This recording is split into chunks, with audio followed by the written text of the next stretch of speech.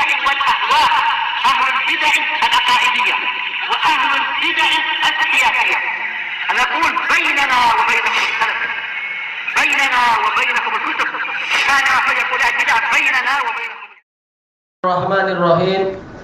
قال الإمام النووي رحمه الله تعالى: As-salisu was-sab'un babu husnil khuluq. Yang ke-73 bab bagusnya akhlak. Ini adalah idhofatun na'at ilal man'ut. Asalnya apa? Al-khuluqul hasan. Ini asalnya. Yaitu apa? Pakai na'at dan mat'ut, al-khuluqul hasan. Lalu al-hasannya diajukan ke depan dan dirubah menjadi masdar. Jadinya husnul khuluq. Seperti apa? Al-usulus salasah, prinsip yang 3. Ini na'at man'ut. Lalu apa? Syekh Utsaimin membuat tajuk syarah beliau dengan dirubah jadi syarah salasatil usul. Salasahnya dirubah, diajukan ke depan. Baik. Qala Allah Ta'ala wa innaka la'ala khuluqin azim. Allah Ta'ala berfirman kepada Nabi Muhammad SAW, dan sungguh engkau itu benar-benar di atas akhlak yang agung. Setelah Allah Ta'ala berfirman apa? Nun wal qalami wa ma yasturun ma anta bi ni'mati rabbika bimajnun wa innaka la'ala khuluqin azim. Nun, demi pen dan apa saja yang mereka tuliskan. Setelah bersumpah, Allah menyebutkan isi sumpahnya. Apa itu? Ma anta bi ni'mati rabbika bimajnun. Dengan kenikmatan dari Rabbmu, yaitu kenikmatan penjagaan, pemeliharaan, pendidikan, engkau bukanlah orang yang gila. Wa innaka la'ala khuluqin azim. Dan sesungguhnya engkau benar-benar di atas akhlak yang agung. Dijelaskan oleh Imam Ibnu Jarir At-Tabari rahimahullah, rangkaian ayat ini adalah pembelaan Allah Ta'ala untuk nabinya SAW dan juga tazkiyah Allah untuk nabinya, yaitu kalian sendiri melihat wahai orang-orang Makkah bagaimana tingginya akhlak Muhammad SAW. Dengan akhlak yang sangat tinggi dan mulia ini, tak mungkin dia ini adalah orang yang gila. Orang yang gila akalnya rusak. Kalau akalnya rusak atau tertutup, maka yang muncul adalah tasarrufat yang fasidah, perlakuan yang rusak. Bicaranya jadi kacau, atau apa? Suka menendang orang, atau menyepak orang, atau suka membaling cermin, membaling kaca, atau apa? Atau mencuri. Namanya orang gila. Tapi kita lihat di sini, kalian lihat di sini Muhammad SAW ini betul-betul akhlaknya sangat mulia, ucapannya terjaga, perbuatan fisikalnya terjaga, hatinya juga sangat bagus, jiwanya sangat indah, dan seterusnya. Memuliakan yang tua, menyayangi yang muda, dan seterusnya. Kalian lihat itu, dan tidak mungkin akhlak yang mulia itu muncul dari akal yang rusak. Berarti apa? Akalnya benar-benar sangat bagus. Kalau akalnya bagus, tak mungkin dia majnun. Majnun ini artinya adalah junna aqluh, akalnya sedang tertutup. Baik. Kemudian Imam Ibnu Jarir At-Tabari juga menyatakan bahwasanya ini akhlak yang agung ini adalah hasil dari takdirnya Allah Ta'ala untuk Rasulnya, sebagaimana adab-adab yang disebutkan di dalam Al-Quran. Dulu orang-orang Hizbul Jadid mengatakan Syekh Yahya yaitu apa? Mendatangkan sifat untuk Allah yang tidak ada salafnya. Mengatakan apa? Takdir, Allah mentakdir nabinya. Padahal untuk tradisi orang Yaman, takdir itu pendidikan dengan cara kasar. Yaitu apa? Anak ini layak ditakdir, yaitu apa? Dipukuli. Nah, bagaimana Al-Hajuri mengatakan Allah mentakdir nabinya? Padahal apa? Dijelaskan oleh para masyayikh, ini lafaz ini ma'ruf di kalangan salaf. Ibnu Jarir termasuk dari salaf. Beliau adalah apa? Dari 3 generasi yang paling utama. Takdir, adaballahu nabiyah. Allah mentakdir nabinya. Bukan maksudnya memukuli nabi, tapi apa? Yaitu pendidikan. Allah betul-betul mendidik nabinya dengan Al-Quran, dan pendidikannya betul-betul berjaya sampai apa? Nabi Muhammad layak mendapatkan sifat ini. Wa innaka la'ala khuluqin azim. Pakai apa? Dua taukid. Taukid yang pertama adalah apa? Inna di situ, harfut taukid. Taukid kedua lamul muzahlaqah, la'ala. Ini dua taukid dalam satu ayat, dan dia datang setelah taukid yang paling awal yaitu sumpah. Wal qalami wa ma yasturun. Jadi dengan tiga sumpah Allah mentazkiyah nabinya bahwasanya beliau benar-benar berada di atas akhlak yang agung. Akhlak ini didapatkan dari mana? Dari pendidikan berupa Al-Quran. Allah Ta'ala berfirman, wa kadzalika auhayna ilaika ruham min amrina ma kunta tadri mal kitab wal iman walakin ja'alnahu nuran nahdi bihi man nasya'u min ibadina wa innaka tahdi ila siratim mustaqim siratil lahil ladzi lahu ma fis samawati wa ma fil ardh.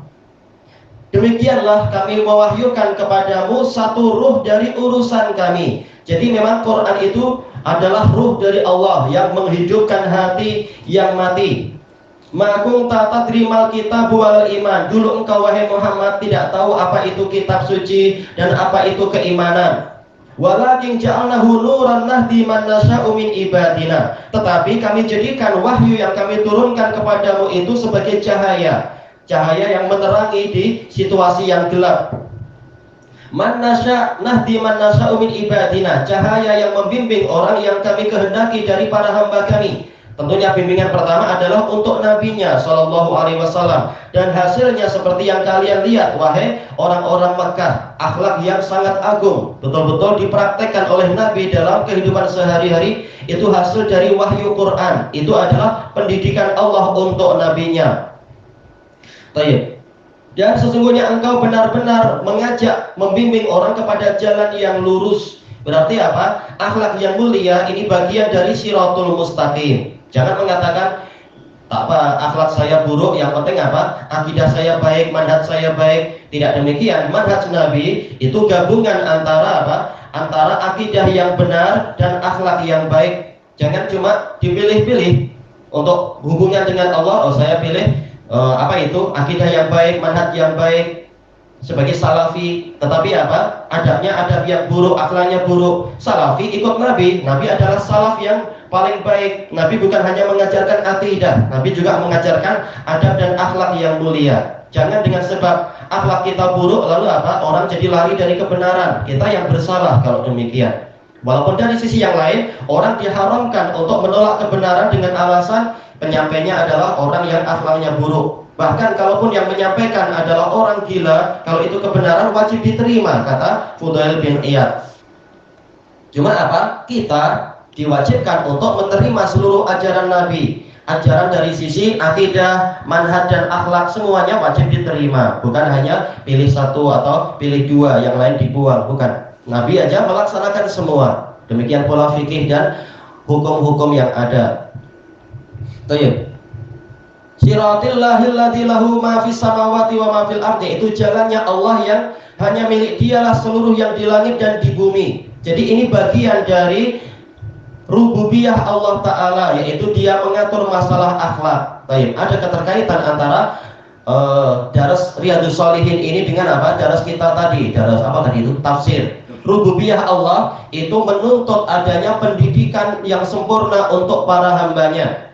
Bukan hanya mengatur makan dan minum, tapi juga mengatur bukan hanya mengatur pemberian rezeki makan dan minum, tapi Allah mendidik hamba untuk apa? Berakhlak yang baik. Makanya Allah berfirman dalam Quran, wa qulu linnasi husna. Ucapkanlah yang baik-baik untuk umat manusia. Allah dalam rububiyahnya sampai mengajari ucapan yang baik-baik. Jangan mengatakan yang penting niatnya, walaupun ucapan saya buruk. Jangan demikian. Niat itu juga wajib diperbaiki, demikian pula ucapan juga wajib untuk diperbaiki. Contohlah Nabi. Baik. Makanya tatkala pendidikan Nabi ini hasil dari Al-Quran, makanya ketika Aisyah ditanya, sebagaimana dalam hadis yang diriwayatkan oleh Imam Ahmad dari Abdul Razak, meriwayatkan dari Ma'mar, meriwayatkan dari Zurarah bin Abi Aufa, mengatakan Aisyah radhiyallahu anha ditanya oleh seorang tabi'i, bagaimana akhlak Rasulullah SAW? Maka Aisyah mengatakan, alam taqra'il Quran? apakah engkau tidak membaca Quran? Dia mengatakan, bala, tentu. Lalu Aisyah mengatakan, kana khuluqun Nabi SAW Al-Quran. Akhlaknya Nabi SAW adalah Al-Quran. Jadi penerapan Nabi ini adalah dari Al-Quran. Nabi akhlaknya sehari-hari itu mengambil dari pelaksanaan isi Al-Quran. Maka kalau kita ingin jadi orang yang baik, maka pelajarilah Al-Quran, pelajari tafsirnya dan tadabburilah dia. Maka ini akan sangat membantu kita untuk mengikuti akhlak Nabi. Tentunya tidak berdiri sendiri, wajib mempelajari hadis agar kita tahu bagaimana cara pelaksanaannya, bagaimana batasan-batasannya dan seterusnya. Dan ini tadi disebutkan oleh Imam Ibnu Katsir rahimahullahu taala ketika menafsirkan ayat ini, wa innaka la'ala khuluqin azim, menyebutkan hadis tadi. Karena Imam Ibnu Katsir hafidz dan beliau sering meriwayatkan dari apa? Dari sanadnya Imam Ahmad. Imam Ahmad meriwayatkan dari tadi itu Abdul Razzaq, dari Ma'mar, dari Zurarah bin Abi Aufa, dari Aisyah radhiyallahu anha. Kana khuluqun Nabi sallallahu alaihi wasallam Al-Qur'an. Akhlaknya Nabi adalah Al-Qur'an. Berarti ayat ini ketika memuji Nabi Shallallahu Alaihi Wasallam, hakikatnya ayat ini memerintahkan kita untuk meneladani beliau. Karena Allah Taala mengatakan, "Qul in kuntum tuhibbunallaha fattabi'uni." Katakanlah wahai Rasulullah kepada mereka, kalau kalian cinta kepada Allah maka ikutilah aku. Jadi Nabi didatangkan untuk diikuti, bukan hanya untuk diketahui sejarahnya. Ikuti beliau. Juga apa? Allah berfirman, laqad kana lakum fi rasulillahi uswatun hasanah. Sungguh telah ada untuk kalian pada diri Rasulullah itu teladan yang baik. Berarti kalau kita diperintahkan untuk mencontoh akhlaknya Nabi, ada isyarat larangan dari mengambil akhlak-akhlak yang buruk, larangan untuk menyelisihi perkara yang tadi. Dilarang dari mengambil akhlak yang buruk berupa kesombongan atau keangkuhan atau kedustaan atau yang lain-lain, berbagai akhlak-akhlak yang buruk. Baik, ilahuna wallahu a'lam.